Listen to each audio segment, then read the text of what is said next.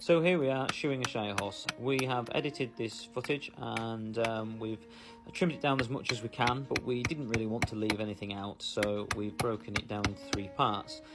So to start with, we are removing the shoe like normal, raise the clenches, and what you may notice about this shoe, apart from its unusually big size, is the fact that we have 8 nails in.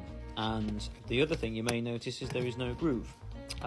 So it has 8 nails in because it's such a large hoof, and the reason it doesn't have a groove in is to maximise wear. So this shoe measures 9 inches from the toe to the heel, and it's made out of 1.25 inch by half section. With this being such a heavy horse, it would wear its shoes out very quickly if the shoes weren't suitable for the size of the horse. And this horse is used for general riding, and we do have road studs in the shoes, which are tiny little tungsten pins, and that stops him from slipping on the roads. So just a general foot prep here, getting the hoof ready to trim, and we are removing the excess frog down the sides like any other video you've seen of ours. In terms of foot prep for the Shire horse, it's very much the same as the horses. There's just more hoof to trim, more foot to prep, and it's just more time consuming. You may notice that we have this hoof on a cradle, and interestingly, we don't suffer from any back problems or physical strain. However, this is a very useful tool.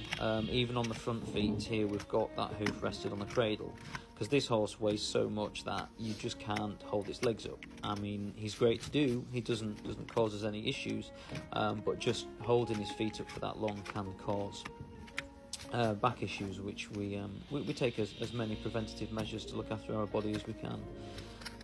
So that's it pretty much for the foot prep.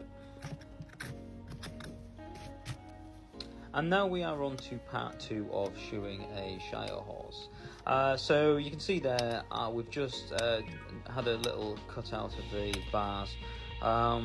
This is such a vast foot. To actually get the nippers in there to the heels, to cut the heels down, we needed to take the bars down as well. And as usual, we cut round from the heel to the toe, and this is just how we prefer to do this. There are many ways to trim a hoof. You can start at the toe if you like. Personally, providing you're trimming it flat, I don't think it matters where you're cutting it off. This is just how we do it. So this is such a big foot, and you maybe can't see this. And this hoof rasp here is 14 inches from one end to the other, and we are using pretty much the whole of this rasp the whole time, and that makes it quite hard sometimes to rasp over this foot, because our length of the glide isn't as much as we would like it to be. On a smaller foot you could probably shave off quite a fair amount more, because the rasp will glide across that foot a lot easier. So here we are, just backing it up from the underside, and this is quite an interesting opinion, whether you should flare dress horses or not. And the way we like to think about it is, if there is a dip in the outside wall, or there is excessive hoof on, we would generally flare dress that from the top. But on a lot of horses, if the hoof wall's a nice angle, we will just dress it round from underneath and get that foot shape by using the white lines of reference. So after we've rasped it, we need to go over with the knife again, because again, it's such a big foot, there is such a big area to work on, and you can't do that always in the prep phase. And yeah, here we are. We are fitting the shoe now.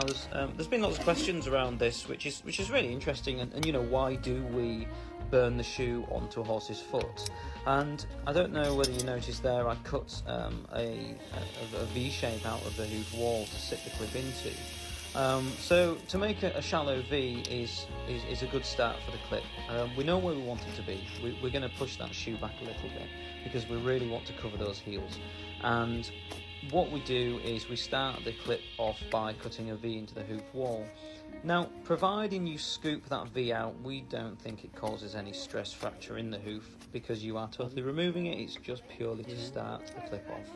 And once we've cut the clip out, you can see there, we've actually got the shoe back in a better position where we'd like it on the foot, and it's covering the heels nicely.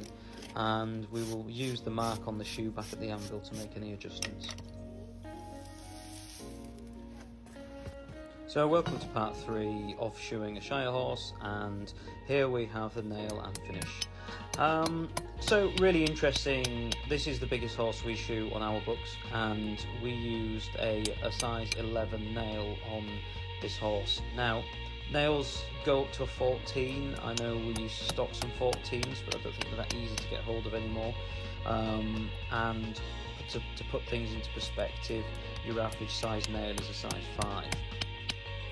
Obviously going up and going down based on the size of the hoof. So yeah, you may notice we're not bringing them off, and they're just such a big nail. For us, we prefer to bend them over, and then we cut them off from the top, and that way we can gauge how long they are, as opposed to ringing them off too short, because obviously this is such a big hoof, we wouldn't want the clenches to be weakened any. We mentioned before in our previous videos, we used 8 nails on this size of foot. This foot measures 9 inches from heel to toe, and the section of the shoe is 1.25 inches by half, and it's certainly heavier than your conventional shoe, so we feel it deserves the extra nails just to secure that in place. Pretty similar to nailing any other shoe on, apart from this is a plain stamp shoe, so it doesn't have a groove for the nails, and the nails just want to sit a little bit proud, so if you do need to adjust them, you can pull them out with a pair of pullers quite easily. And as I say, when it comes to clenching, it's exactly the same as shoeing any other horse. We do things slightly differently, like we leave the nails longer. Here's an interesting point we talked about before about flare dressing. So on this foot, we didn't flare dress it prior to putting the shoe on, because the angle of the hoof wall was quite nice, and we felt that we could do what dressing needed to be done while we were clenching, which is what we were doing there. So here we are undercutting the nails, and we are just scooping out a small little hole underneath the nails to sit the nails onto. That does 2 things. A, it allows us to embed the nail into the hoof better, and secondly, when we rasp over the hoof, we're not weakening that clench out. Now, we do this on 90% of the horses we shoe. It's pretty normal for us to do that, and this horse is no exception. The only horses we don't tend to do this on is if they've got very thin walls or they're very small, i.e. ponies don't tend to need this little section underneath the nails leaking out. So that is shoeing a Shire horse.